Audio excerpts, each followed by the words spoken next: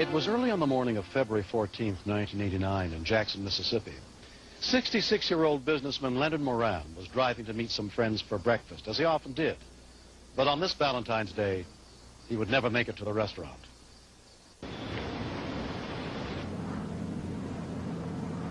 "27-year-old Lynn Porter was driving just behind Leonard Moran through rush hour traffic as they neared a busy intersection. The man in front of me, he just leaned over his front seat very slowly. And I thought, well, maybe he might be picking up something or using a car phone. Because he did not come back up, for some reason it just went in my head that this guy's having a heart attack. Something's not right here. And I knew that the car's got to be stopped.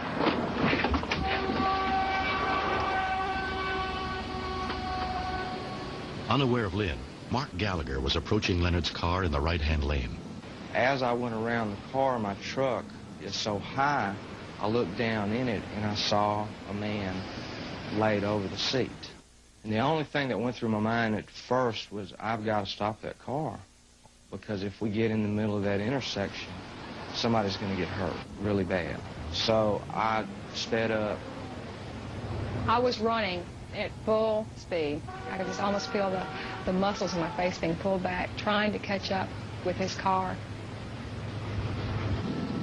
I pulled up 100 feet in front of the car, thinking that it had just hit the back of my truck and stop it before it got into the intersection. His foot had come off the accelerator and the car was slowing down.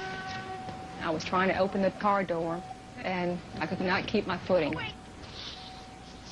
I was hanging on the steering wheel. It did go through my mind, I'm fixing to be swept underneath the car. While hanging on with my right hand, I took my left hand and tried to put down the emergency brake. When I couldn't push down the emergency brake, I threw myself on top of him and threw it into park. He was laying across the front of the seat, and I put my ear up to his mouth, and I couldn't hear any breathing. He was not breathing at all. As we got there next to each other, I said, go call for help. I picked him up and put him in the middle of the street. He was a bluish color. Felt for a pulse. There wasn't a pulse.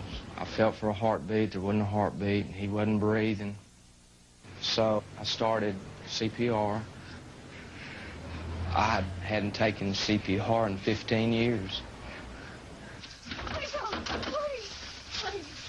I ran to one house. There was no answer. I went to another house. I said, please. I said, please, you know, someone help. I was scared. I thought he was dead. It was real hard doing it by yourself. I knew I couldn't stop. There was no way you could stop. If you stop, the man dies. When I went to the houses and no one would answer, I got discouraged because I remember I'd taken CPR courses and I knew you've got 4 minutes to react before brain damage might set in, and I knew something had to be done fast for this gentleman. In the paint store across the street, off-duty fireman Howard Taylor was working at his part-time job. She came in and I heard her hollering somebody had a heart attack. But she was so upset. I told her, you call for help. I know CPR, and I'll go out and start CPR on the man. And that's when I grabbed the phone and called 911. The call for help came in at 8:13 a.m. Fire department, what's your emergency? Rescue vehicles were immediately launched, but the nearest ambulance, with the life support equipment they needed to shock his heart into beating again, was 5 miles away.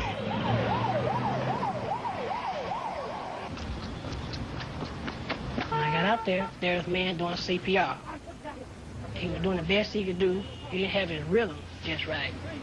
I identified myself as being a fireman. I checked the vitals. He had no signs of life, no pulse. He wasn't breathing. I said, well, let's go. I got to do it. And I started compression.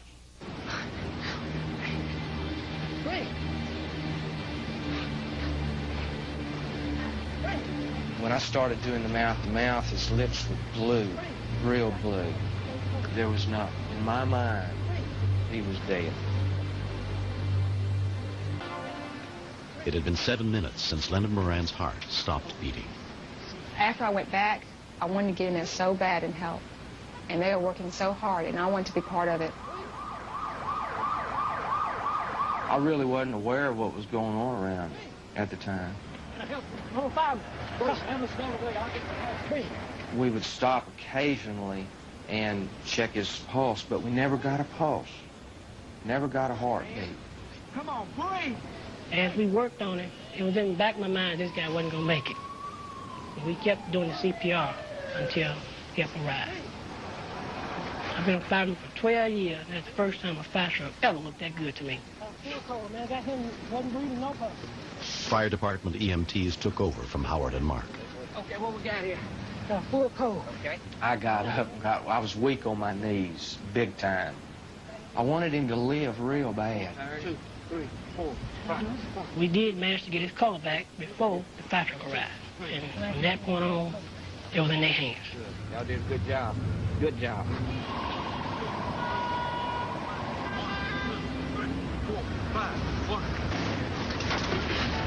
Paramedic Keith King and his partner arrived with the fully equipped ambulance and took charge of the situation. When we arrived on the scene, they were doing very efficient CPR and had kept his condition from deteriorating any further.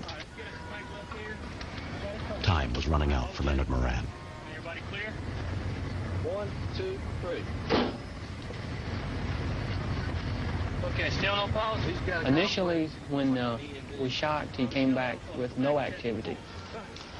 After we gave a couple of rounds of drugs, he came back into a rhythm, but he had no pulse. And at that point, I thought he was going to die. I was very distraught after I realized that he didn't have any vital signs even after they hit him with those paddles. I looked around and all the faces kind of went together. The next thing I knew, they were loading him in the ambulance.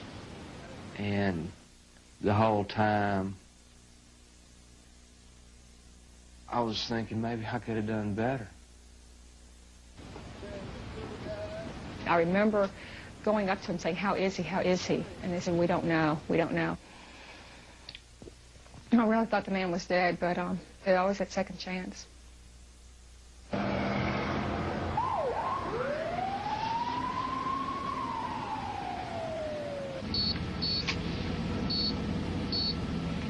I was very concerned whether he was going to make it or not. So I called Station 8. I asked him, I said, is Mr. Moran doing all right? He said, man, you did it. You did. I said, I did what? He said, that man was alive, and he opened his eyes right as we got there. 17 minutes after his sudden death heart attack, Leonard Moran's heart finally began beating again. I said, wow. I said, I did it? He said, yeah, you did it. You did it.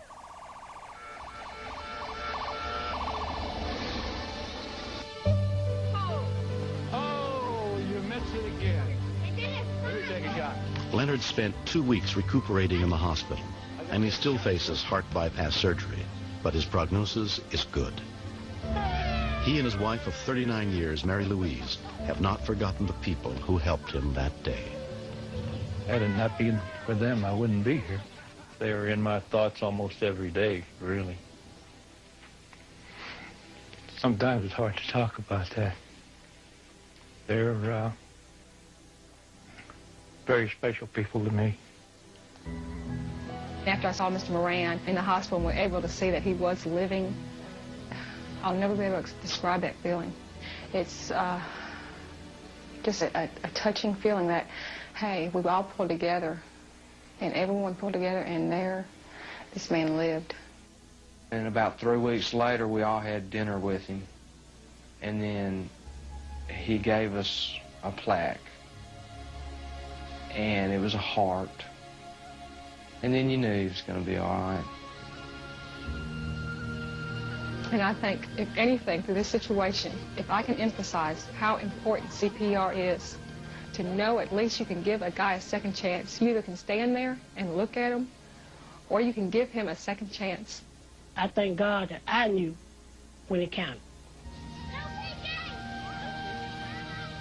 What a wonderful, wonderful gift to get him back on St. Valentine's Day. I could have lost it, but I didn't. I got him back. He's going to stay around for a long time. Are you ready? Yeah. I'm ready. Let me go fight him. If you are interested in learning CPR, contact your local office of the American Heart Association or the American Red Cross.